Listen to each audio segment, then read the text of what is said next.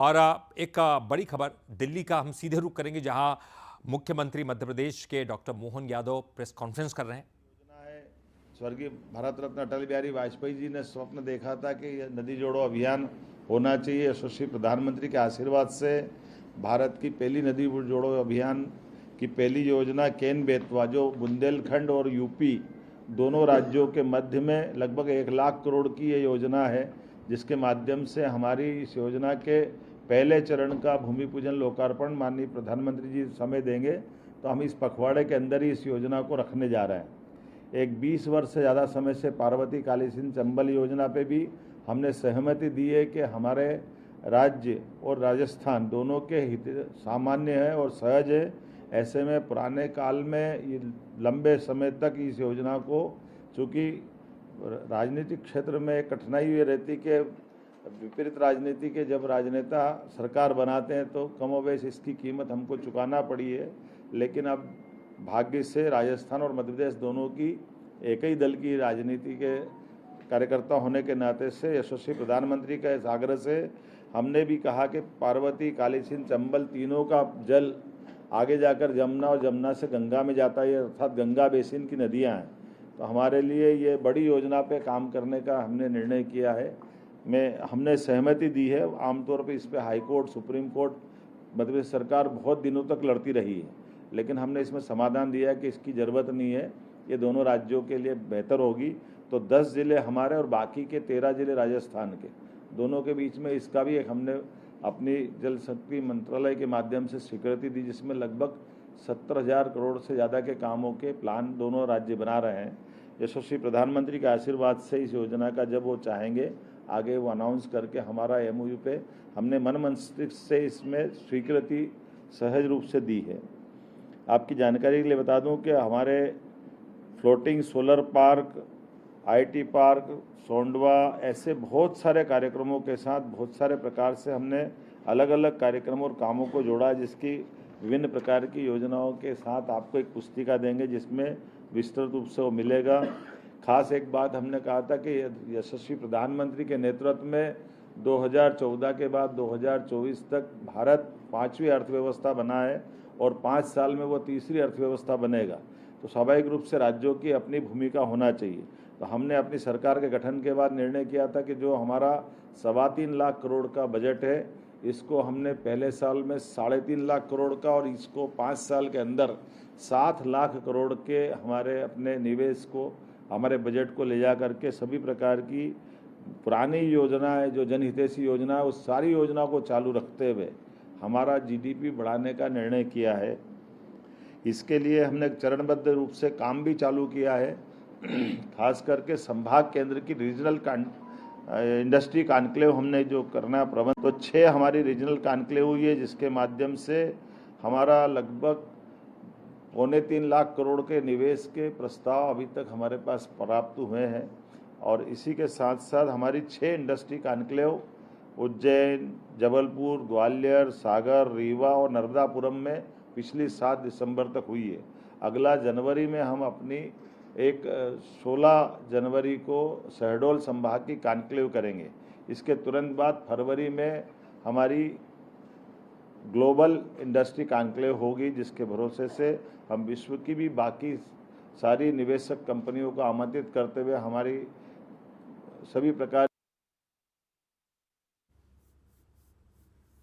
स्वाभाविक रूप से राज्यों की अपनी भूमिका होना चाहिए।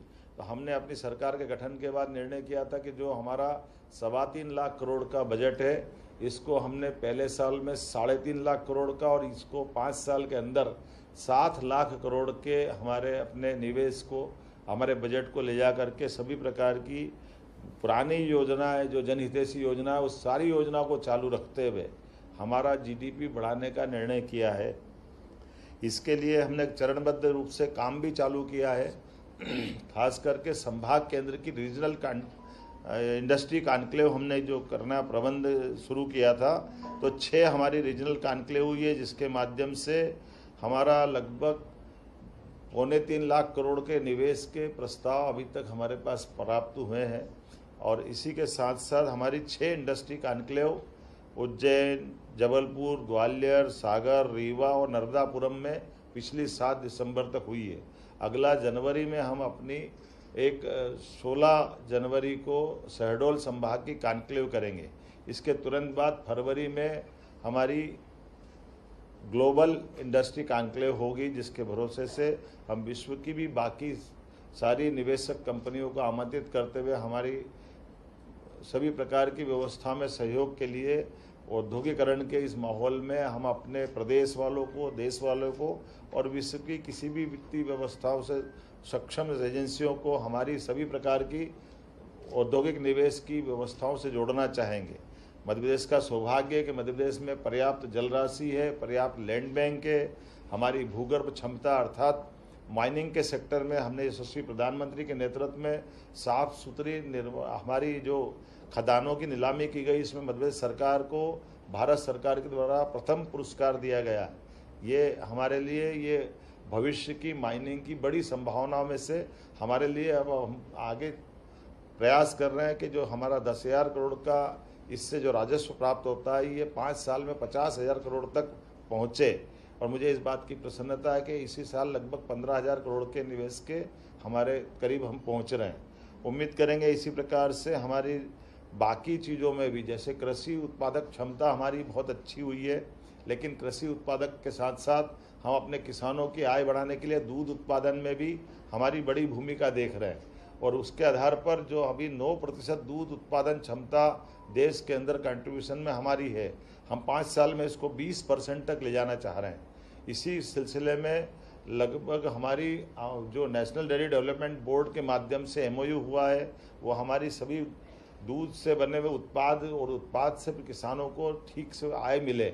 और हमने भी निर्णय किया कि दूध खरीदने पे भी हमारी सरकार बोनस प्रारंभ करेगी, अर्थात किसानों की आय बढ़ाने के लिए फसल उत्पादन के साथ साथ दूध उत्पादन में भी उनकी अपनी आय बढ़े, इस दिशा में हम काम कर रहे हैं। कुछ स्थायी प्रकृति के काम भी बहुत सारे चालू किए हैं, साथ ही साथ चिकित्सा क्षेत्र में भी हमने काम किया है। यद्यपि कुछ आंकड़े आपको जरूर बताना चाहूँगा।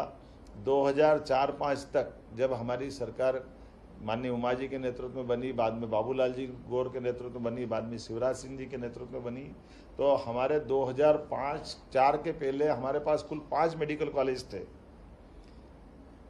और 5 मेडिकल कॉलेज की तुलना में हमारे पास 2023-24 तक आज की स्थिति में हमने, मेरे आने के बाद 3 मेडिकल कॉलेज चालू हुए, उसके पहले के और बाद के मिलाकर के आज 30 मेडिकल कॉलेज हमारे अपने मध्य प्रदेश में हुए हैं।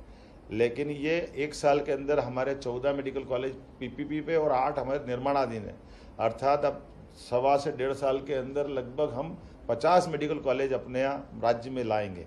ये सबसे तेज़ गति से बढ़ने वाले हमारे मेडिकल चिकित्सा की दृष्टि से बड़ी उपलब्धि रहेगी।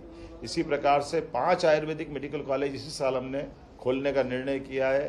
कुल मिलाकर के चिकित्सा की सभी विधाओं में लगातार प्रोत्साहन देने के कारण से 55 एक्सीलेंस कॉलेज भी हमने अपनी नई शिक्षा नीति के अंतर्गत राज्य सरकार द्वारा खोले गए, जहां पहली बार अपने कॉलेजों के अंदर सभी प्रकार की शिक्षा में प्रोत्साहन देते हुए महाविद्यालय के विद्यार्थियों को भी बस से आने जाने की सुविधा ये अपनी मध्य प्रदेश सरकार द्वारा प्रारंभ की गई है। हमने उम्मीद की है कि जिस प्रकार से गुड गवर्नेंस के लिए काल के प्रवाह में बड़ी बड़ी फैक्ट्रियां बंद हो जाती थी, मजदूरों को अपने हक के लिए कोर्ट कचहरी के चक्कर लगाना पड़ते हैं।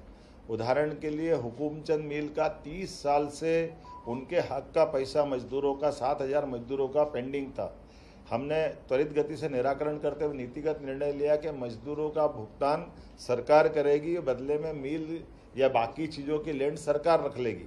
इसके बलबूते पर हुकूमचंद मिल के आधार पर हमने 4,800 श्रमिक परिवारों को 224 करोड़ की धनराशि का भुगतान यशस्वी प्रधानमंत्री की मौजूदगी में किया गया, जो एक बड़ा अपने आप में ये उस संकल्प की तरफ ले जाता है जो निवेशक और श्रमिक दोनों के साथ सरकार खड़ी है। श्रमिक को भी हम अधूरे में नहीं छोड़ सकते। इसी प्रकार से जो भविष्य में हमारे पे भरोसा करने वाले इंडस्ट्रियलिस्ट हैं, काल के प्रवाह में लंबे समय तक चलाने के बाद टेक्नोलॉजी अगर पुरानी हो जाती है तो भी हम अपनी भूमिका निभाने को तैयार है। उम्मीद कर रहे हैं आने वाले समय में हमने जिस प्रकार से और भी कई काम किए, खास करके लाडली लक्ष्मी योजना, लाडली बहना योजना, इस पे हमने आने के बाद 250 रुपये चला है। यद्यपि हमारे विरोधी दलों ने कहा था कि केवल चुनाव तक की योजना है, बाद में बंद कर देंगे, वित्तीय व्यवस्था खराब हो जाएगी, लेकिन हमने उस पर भी धनराशि बढ़ा करके इस संकल्प की पुष्टि की है कि हमने जो कहा है वो हम करके दिखाएंगे। नारी सशक्तिकरण की दिशा में ये सारी योजनाएं उसी प्रकार से चालू रहेगी। मुझे इस बात की भी प्रसन्नता है कि हमने एक नए एयरपोर्ट का लोकार्पण रीवा एयरपोर्ट के नाते से किया है। एविएशन की दिशा में हमने बहुत बड़े काम अलग अलग प्रकार से किए हैं। उसी के सिलसिले में हमारे अपने रीजनल एयर कनेक्टिविटी भी बढ़ाई है, जिसके आधार पर टूरिज़्म को लेकर के सिंगरौली, भोपाल, रीवा, सतना ऐसे कई छोटे सेक्टर में भी हमने अपनी लोकल हवाई सेवा भी उपलब्ध कराई, जो हवाई यातायात के साथ साथ पर्यटन को भी बढ़ावा दे रही है। हमने प्रयास किया है कि हमारे एयर एम्बुलेंस की सुविधा के माध्यम से आयुष्मान योजना के आधार पर बीमार या डॉक्टर और कलेक्टर की दोनों की सलाह पर उसको और उन्नत हॉस्पिटल तक पहुंचाना होगा, तो एयर लिफ्ट के माध्यम से हम उसकी जान बचाने में उसके आयुष्मान कार्ड के आधार पर ही एयर एम्बुलेंस की सुविधा दे रहे हैं और बड़े पैमाने पर इसका हमको अच्छा रिस्पांस मिला है। ऐसी बहुत सारी योजना में काफ़ी चीज़ें बता सकता हूँ, जैसे हमने लाडली बहनाओं को 450 रुपये में गैस टंकी की रिफिलिंग की सुविधा प्रदान की है, और भी बहुत सारी चीज़ आपको मिलेगी। मैं उम्मीद कर रहा हूँ कि ऐसी सारी सुविधाओं के साथ हमारी सरकार लगातार आगे बढ़ रही है। मुझे लगा कि आज आपके बीच में बात करना चाहिए, तो कुछ ऐसे मैंने अपनी कुछ बातें कही है। कुछ हमने नवाचार भी किए हैं, जैसे हमारे यहाँ कुलपतियों के नाम आमतौर पर कुलगुरु पे हमने किया है। ये हमारे पहले महाराष्ट्र की सरकार ने इसको लागू किया हुआ है पहले से। हमारे यहाँ कुलपति कुलगुरु कहाए जाएंगे, ये बीते साल ही हमने निर्णय किया है। ऐसे हेल्थ के सेक्टर में हमने निर्णय किया है, पहले हेल्थ डिपार्टमेंट अलग, हेल्थ एजुकेशन अलग, दो अलग अलग मंत्रालय थे। हमने कहा ये अनावश्यक है, इससे खर्चा भी बढ़ता है और सुविधा में भी असंगत होती व्यवस्था, इसलिए दोनों मंत्रालय को एक करके हमने एक ही मंत्री को ये दोनों काम दिए हैं। पशुपालन के साथ साथ हमने जनहितैषी भी कई सारे निर्णय किए कि अब हमारे यहाँ पर आमतौर पर बीमारों को लेकर के आने के लिए एम्बुलेंस होती है, और किसी कारण से किसी की मृत्यु अगर हो जाए तो कोई हाथ में, कोई ठेले पे, कोई काय से ले जाता था। हमारी सरकार ने निर्णय किया कि सभी हॉस्पिटल में सब वाहन दे करके, जो जहाँ, क्योंकि भौगोलिक रूप से हमारा राज्य बड़ा है, तो हर व्यक्ति को संवेदनशीलता के आधार पर उसको अपने घर तक पहुंचाने के लिए सरकार सब वाहन देने की तरफ आगे बढ़ी है। मैं और भी कई सारे निर्णय बता सकता हूं, खास करके रानी दुर्गावती के नाम पर हमने अपनी रानी दुर्गावती जी का 500 जन्म शताब्दी वर्ष चला रहा है, इसलिए उनके पहली राजधानी गढ़मंडला की राजधानी जबलपुर में थी, उनके नाम पर हमने कैबिनेट की। एक और उनकी राजधानी संग्रामपुर में थी, वहाँ भी हमने कैबिनेट की है। साथ ही साथ कोदो कुटकी पे हमारी तरफ से 1000 का अनुदान जोड़ते हुए रानी दुर्गावती योजना के आधार पर श्री अन्न योजना को भी प्रोत्साहन देने का निर्णय किया है। बताने के लिए तो काफ़ी कुछ है, लेकिन मैं उम्मीद कर रहा हूँ कि ये सब आप आगे इस सारी बातों को धीरे धीरे। एक बड़ा काम हमने पहली बार ये किया है कि किसानों के लिए सीधे सीधे साइबर तहसील की व्यवस्था देश में पहली बार लागू की है। अगर कोई किसी की आमतौर पर कोई रजिस्ट्री करा लेता, विक्रय पत्र का पंजीयन कराता है, तो फिर पटवारी गिरदावर के पास नामांतरण के लिए उसको जाना पड़ता है। हमने प्रबंधन ये किया है कि जो भी कोई अपनी संपत्ति का हस्तांतरण करेगा, ऑटोमेटिक साइबर तहसील के माध्यम से उसका नाम चढ़ जाएगा। ये पहले देश में पहला प्रयोग है जिस आधार पर हमने सभी की सहूलियत देते हुए इस सिस्टम को बनाया है। इसके भी 3 चरण है। पहले एक बड़ा नंबर अकेला उसका हो रहा था, बाद में 1/2 वालों को भी ले रहे हैं, अब 1/3 अर्थात 1 नंबर के 3 हिस्से हो गए, तो तीनों का भी पंजीयन हमारे साथ हो ही जाएगा। इसी प्रकार से प्रधानमंत्री जी के एक पेड़ में माँ के नाम, इस अभियान के लिए भी हमने काम चलाया। पुराने जल स्रोतों के संरक्षण और पुनर्जीवन के लिए भी जलगंगा अभियान हमने चलाया है। और ऐसे ही साथ साथ हमारे यहाँ पर आमतौर पर आज़ादी के पहले जो पुलिस बैंड थे, जिसके आधार पर हमारी अपनी 15 अगस्त और 26 जनवरी की सभी परेड अच्छी गरिमा के साथ होती थी, काल के प्रभाव में धीरे धीरे करके वो बैंड के लोग रिटायर होते गए और पद समाप्त होते गए। हमने निर्णय किया कि वो 55 ही जिलों में पुनः पुलिस बैंड का अपना प्रबंधन किया जाए, और उसी आधार पर हमने पूरे प्रदेश में इसको लागू कर दिया है। इसी के साथ लगभग 1 लाख नई भर्ती के आधार पर हमने जो निर्णय किए थे उसके बड़े पैमाने पर हमारी पीएससी और कर्मचारी चयन मंडल पे हमने अपनी रिक्वायरमेंट उन तक पहुंचा दी है। नारी सशक्तिकरण की दिशा में पहली बार हमारे राज्य ने 35% पद अपनी बहनों की नियुक्तियों के लिए, ये हमारी सरकार ने निर्णय लिया माननीय मोदी जी के इसी भाव के आधार पर कि हमारी शासन में भागीदारी दोनों की बराबरी से होना चाहिए। मैं उम्मीद कर रहा हूं कि बहुत सारे कामों को लेकर के कई वर्ल्ड रिकॉर्ड भी बनाए हैं, कई अलग अलग, जैसे उदाहरण के लिए खजुराहो फेस्टिवल हमारा होता था, उसमें 1484 कथक नृत्यों के साथ में उनका अपना वर्ल्ड रिकॉर्ड बना गिनीज बुक में। ताल दरबार जो तानसेन की नगरी है वहाँ हमारा उस पर वर्ल्ड रिकॉर्ड बना।